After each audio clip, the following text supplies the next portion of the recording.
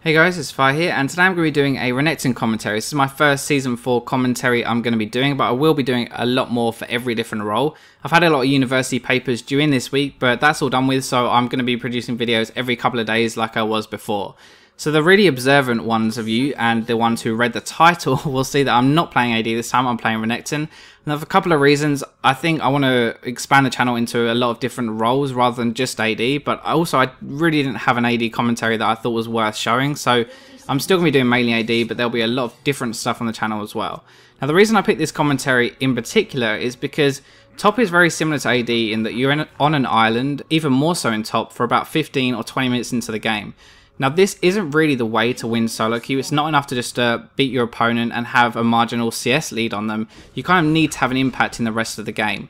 So this is kind of what I want to show you in this commentary, how you can actually snowball the top advantage and take the game with it. So I'm going to be playing the lane phase pretty slow, maybe even normal speed or double speed, just to show you exactly what I'm trying to do.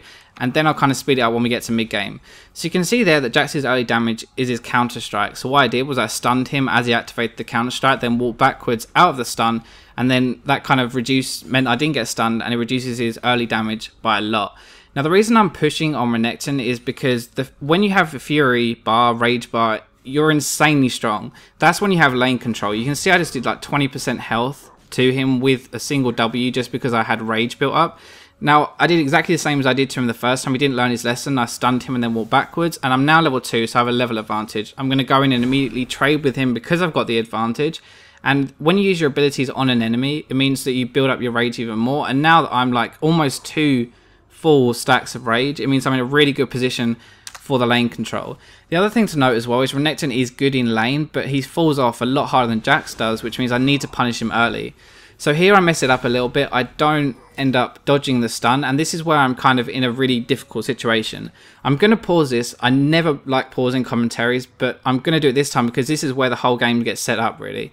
So you can see at the moment I'm like 20%, he's about 50%, but the reason I'm going in is because I have my rage. I'm almost about to hit level 3 of 2 minions or 1 minion, and I have ignite and he is TP. If he had ignite here I would have just backed, but I don't. You can see as I press play that I'm going to hit level 3 off this minion as he comes in. I'm going to stun, ignite, and use my Q, and that's him dead.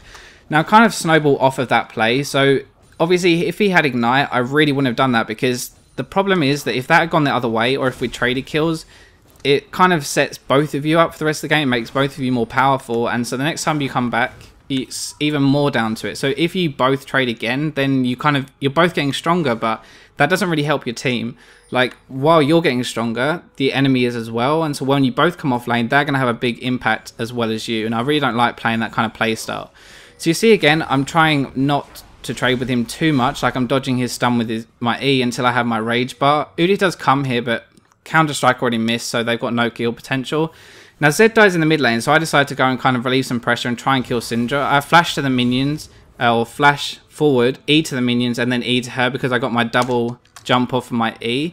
Unfortunately, she still flashes away, but it does relieve some pressure for Zed, and considering he's losing his lane, that kind of indirectly helps him hopefully survive, because when Syndra doesn't have flash, she's very immobile anyway. Zed is a good assassin, and so he should be able to kill her on his own. So you can see now I have 2 rage bars, which means I'm in complete control of this lane, and this is where I'm freezing it. So you can see that right now I'm only last hitting because I want him to come in for last hits and I want to kill him. So I'm just freezing it. Like, obviously the reason you can freeze in a lane is because you're stronger. It revolves around the whole idea that if he comes for a minion, you can fight and you can push him away. If he's stronger than you and he can push him away, then freezing doesn't work because he's going to come in anyway. He does fall for this noob trap of coming for the canyon, so I just walk forward. I then stun him, obviously get my Q off, and then just put some good damage onto him. The problem with Jax at the moment, I can see he's got no health potions, and he's not really got any damage either, which means I'm in a really good spot right now. That was the wrong way, sorry. So I'm just going to ward, I'm going to go forward, and this is kind of where he makes a really big mistake. So you see right now I'm trying to pressure him, and I want to dive him, which is why I placed my ward right then. He uses his counter-strike, like, a bit silly here, but he could have just run away, because as soon as that counter-strike is down, I'm going to dive him. Like, I'm in a position to do it. He knows I want to do it, and so I'm just going to dive him straight out. There's no way he could have stopped me. You can see right now as well, what I'm trying to do is just try and have a bit more of an impact on the game. I could have just recalled, but I know that it's 8 minutes into the game. I know that blue buff should be spawning and Udyr is not around right now. I don't have a ward, so I place myself right here. You can see next to the wall, so that if he does come for me, I can just E away. So even though that's kind of a risky play, seeing the blue buff, it means I indirectly help my mid laner again, release some pressure from mid. So even though I'm winning my lane, I'm kind of influencing other lanes on the map. But there was no risk for me because I could have just run away if I had to. So you can see again, I'm just literally... unfortunately, when it gets to your tower, you can't freeze it anymore. So I'm kind of having to push it. Right here, though, he makes... Well, he does a reasonably good play if I decide to fight him. He uses his ultimate. And as soon as he uses his ultimate, I just double dash away because there's no point me staying there anymore.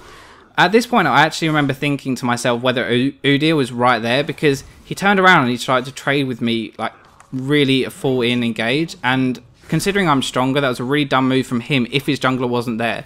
He tried to fake me out, it didn't work, I turned around, and that gamble or bluff kind of cost him his flash. Huz did come up to try and finish the kill, we don't unfortunately get that, but right now I'm going to try and push the wave again because you always want to push it to the tower to punish the laner when you're beating them, and then I'm going to go mid lane and try and pick up a kill. You can see that they've gone all in, Zed's had to flash out, but I'm going to flash, I'm going to pop my ultimate, ignite. The ultimate was kind of overkill, but my thought was that Syndra's really difficult to get onto because she can just E you away mid-dash, which means that it kind of screws over your complete combo. The reason I used my ultimate was because it has AoE damage, and it also builds my Fury bar, so it means I would have done a lot more damage with my Q, and it's just kind of security to make sure I pick up the kill. I wouldn't have probably done that if it was just a random kill, but because we can get the dragon off of the back of it, it makes it worth the cooldown. So right now I'm just going to recall and I'm going to head back top lane. You can see my build. I will talk about my build very quickly. Now, Renekton, you can either go full tank or you can go damage. The problem is, as I mentioned a little bit earlier, is that Jax will outscale me, like 100%. It's actually a very good play here. I'm going to just quickly mention this, that Jax actually goes mid lane. He doesn't manage to pick up a kill, but he does manage to pick up a tower. And if you look at where the lane is right now, there's nothing he can do. Like, it's pushing towards me. He's not strong enough to fight me. He knows I'm going to be returning to lane very shortly. So he just goes mid lane and he gets a tower. So that's actually a really good play by Jax. There was nothing I could do either. And that is kind of his way of having an impact on the rest of the map, even though he's still losing his lane. So that was a really good play by him. Now, as I was saying, there are a couple of builds you can go. You either go full tank or full damage, or even a bit of both, which is what I'm doing. The reason I'm getting a brutalizer is because Jax has started to build some armor to try and mitigate some of my damage, but I really want to just be able to hammer him in lane and keep my advantage. Eventually he will outscale me if I just build full defense, sorry. If you build full defense, you're building for a team fighting, whereas I still want to punish him in lane so that he can't just free farm. You notice at the moment I'm about 20 CS ahead, even though this is pushing to him, so he will pick up a couple of CS as well. 20 CS lead is still not that bad considering I've roamed and had an impact on the rest of the map as well. And it means that I'm going to be more of a threat, especially considering how fed I am, really. Now the second part, the cow on my build, is for a Spirit Visage. Now the reason I'm getting this is because Jax is mainly magic damage and Syndra's pretty fed as well. Now something I do want to mention very quickly in this part is that I think I end up dying. Yeah, I do end up dying, and this is completely my fault, but my reasoning was that Jax only has a Vamp Scepter, and so he alone cannot kill me. Udyr, last time I saw him, had a longsword, but since then he's gone back and he's finished off that Spirit of the Elder Lizard. So I don't expect the Spirit of the Elder Lizard, I don't expect Udyr to do that much damage, and so I kind of underestimate my opponents. I knew that was most likely going to happen because if you look around the rest of the map, there's nothing for really Udyr to do apart from gank me. I'm the one pushed up, everyone else had based, and so logically he was going to come for me. I already knew that. The problem was that I just underestimated his damage and I ended up paying for it. So you can see at the moment I'm freezing because the lane's pushing towards me and I can't see Jax. But now as soon as I see Jax on the map, you can see I just saw him mid lane. I'm going to start pushing because I don't want Jax to roam around the map. I don't want him to have an impact where I'm not. So basically I'm just trying to cost him CS, and as soon as that cost doesn't outweigh kind of his benefit of roaming, I'm going to push it straight away. Now, Jax obviously went bot lane. They picked up a couple of kills, which was good by him. But now Huz is coming top with me to take this tower. So even though he got a couple of kills bot lane, it's still well worth our team for me getting this top turret. Now, right now, I'm going to rotate mid lane after this. There's no reason for me to back right now. And so I want to try and pick up anything else that we can. I believe I'm going to dive onto Udyr right here with Zed. Just basic the standard kill, just rotating better and them not realizing, them not having wards. Here I make a mistake. I flash onto Syndra because I think we have the damage. She flashes out and I eat after her, and that was a mistake by me. I should have just backed off. The reason I actually went for that in the first place is because you'll see Zed is top lane. If Zed had actually stayed, we could have picked up that kill quite easily, and I'm not sure why he roamed, but I'm not going to blame him because at the end of the day I should have seen Varus, that Q. I should have seen that he wasn't going to come with me, and so I should have just backed off. So that's pretty much just my mistake. Now right now I'm going to try and go top lane again. Even though Udyr just killed Zed down there, there's no point me chasing Udyr because I really need to defend the turret. I'm aware that obviously Udyr could come, and so that's why I placed that ward in the tri-brush. This is where trinkets come in really handy, and this is why I take the warding totem on the top laners as well. Because obviously if I didn't see Udyr come, then I would have probably started fighting Jax because I'm so much stronger, and that's when I really would have been kind of screwed. I probably would have died in that case without the ward. So I'm going to rotate bot lane again because I push this in now, and Jax really should go top lane to farm that way. This means that when I rotate down, I have the pressure on the map. Dragon's going to come up at some point, and we can just look for a fight because Jax isn't going to be here. Unfortunately, Jax is actually still here, so I should have just pushed top, but this is a 4v4. The problem is that we can't, like, we're not already ready to fight. This Varus ult actually locks me up, and it ends up costing us the fight, really, because it stuns onto me, and at this point, I kind of wanted to go in, but Huz's combo wasn't up. And so the problem was that if I had gone in, Huz couldn't follow me up, and we'd have just basically me diving into 4 people was really not a good idea. Ezreal was more of a poke champion anyway, and Jax is still reasonably strong if he's not focused. Like, he's got a lot of damage, but he doesn't have a lot of defense. So in that case, we just kind of back out, and there's no harm in admitting when you're not going to win a fight. The thing is that, like, a lot of lower elo people, when I play on my Smurf especially, people would just fight and they just dive in no matter what. They don't kind of think about it. But you see, we were kind of weighing up our options. We decided it wasn't the right time to go in initially, and so we'd wait to see if there was a good time to go in. There wasn't, so one of us just backed out. We didn't decide to go in or anything like that. This play is pretty much just because we saw Varus bot lane and we can see Jax taking Wraiths. This means we can see 2 out of 5 members, and then the 2 big damage sources as well, so we know that no one else is coming here. Huz's smite is right on the money, thankfully, and so we turn on to Udyr and pick up that kill. This is a really good E by Syndra, and was what I was talking about earlier, which is a pain in the arse to deal with, as any kind of immobile top laner or bruiser trying to get onto Syndra, she can just E you away straight away. Now you can see positioning right now, like, I'm reasonably fed. I have a spirit visage and I have the health. I have no armor though, this is the thing, so I'm trying not to fight Varus and Udyr. Now it sounds strange because I'm a top laner, but I can pick my fights. I can still act as a front line. I just don't always need to pick on the kind of the AD target if he's not the one at the front. Now you can see we dive in here. Soraka keeps Jax alive, and Udyr has to flash the wall. Unfortunately, Zed goes straight over with him, which is kind of unlucky. Now this is where I also make a mistake. I flash on because I have 2 rage bars and my ultimate, which means I should be able to kill her really quickly.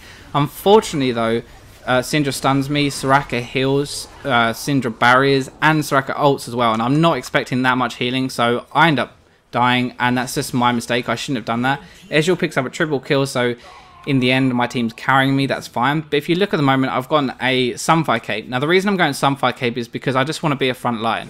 You can see we have Zed, we also have Ezreal, and Ezreal is doing really well at the moment. He's 825, which means that in reality I don't really need to be a huge damage source. I kind of just need to be the front line for my team.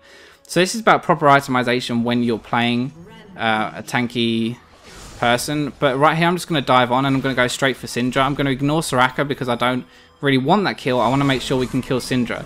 Now the reason I wanted to kill Syndra more than Soraka, even though obviously support is not as worth as much as your mid laner, the reason behind it is because if Soraka was alive, but if Soraka was dead but Syndra wasn't, then Syndra stands a much better chance of delaying our push. Like, she can wave clear, she does a lot more damage, and so it's much better for me to focus the target that is going to stop us pushing. So we can see that they're just kind of desperation plays right here, but we're not going to get cocky. We're just going to run back because it's going to be difficult for us to actually do anything. Syndra's alive, Jax is in 10 seconds, and Varus and Udyr are both alive as well. Now fighting under 2 turrets like that is definitely not going to be a good choice. And you can see how that was kind of the right thing. Like, that wasn't a good choice because we just lost 4 people for nothing by getting caught mid lane. Imagine if that had happened in our base. Like, that would have been even more stupid, like even more one-sided, and all 5 of us probably would have lost. So that was a kind of mistake by my team, but I just decided to back out. I didn't want to follow them, and it turned out to be the right play.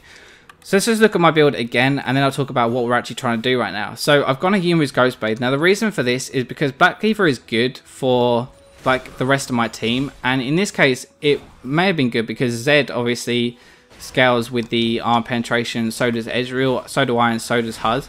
But I just wanted to eliminate one target really quickly. Yumu's increases your single target damage, whereas Black Cleaver kind of increases your AoE, because Black Cleaver, like the reason I would buy it is so that when I Q, the armor penetration stacks hits onto everyone around me.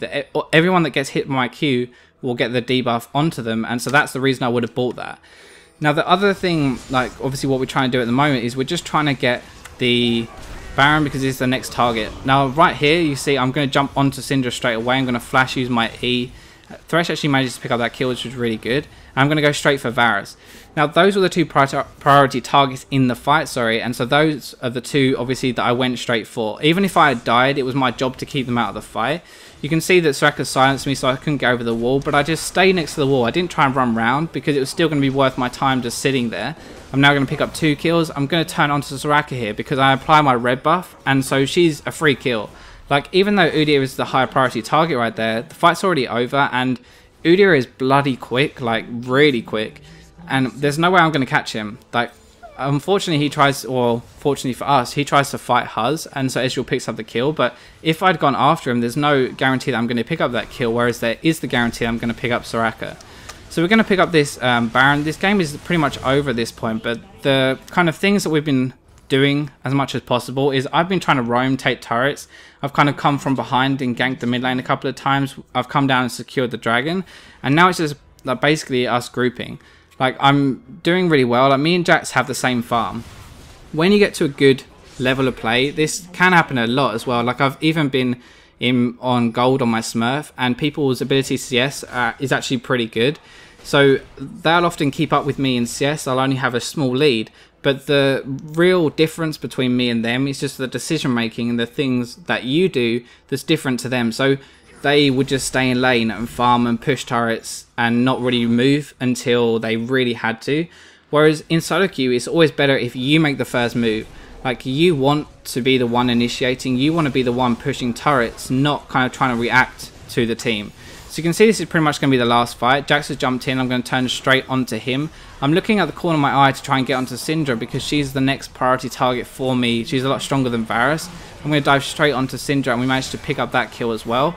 Notice, so in all of these fights, I'm looking for the highest priority target that I can actually get onto. There's no point me getting kited around. Varus is pretty good with his ultimate and his flash, his E. Syndra's good with her E. So if I can't get onto them and I don't have the cooldowns, I'm not even going to bother trying. Even though that kind of sounds pretty selfish, I don't want to die because I'm in a reasonably good spot with my items. So I can just wait for an opportunity to get onto them, and then I'm actually going to do it. I'm not going to force anything, and I'm not just going to run into them because at the end of the day, that doesn't really help anything. You're just going to die for free. And if this was a closer game, possibly I would have had to, but because we're ahead, there's no need for me to overextend.